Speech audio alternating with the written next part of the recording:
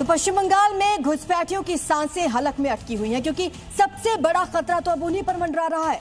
BJP ने घुसपैठियों को चेतावनी दे दी है कि उनके लिए लाठी तैयार है। दावा तो यहां तक किया गया है कि बंगाल के 30% मुस्लिमों में से 10% घुसपैठिए हैं। इनकी विदाई का काउंटडाउन अब शुरू हो चुका है।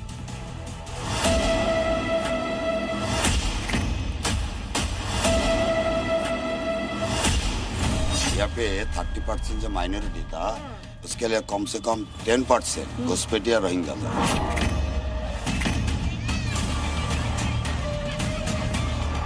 घुसपैठियों को डंडा मारेंगे एकदम। घुसपैठिया किस लिए आ रहा है यहाँ पर? तो कह रही है नहीं है तो बॉर्डर में है। आज 40 बछर से बांग्लादेश से अनुप्रवेश यहाँ पर है। पश्चिम बंगाल में बीजेपी की जीत का जश्न हिंदू मना रहे हैं,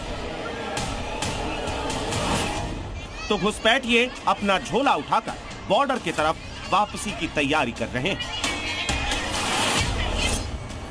जो सालों से ममता के राज में बंगाल के कोने कोने में छिपे बैठे थे, वो बीते 48 घंटों में तेजी से बाहर निकलकर बंगाल छोड़ रहे हैं। घुसपैठियों की बंगाल छोड़ने की ऐसी तमाम तस्वीरें सामने आ रही हैं, क्योंकि घुसपैठिए जान गए हैं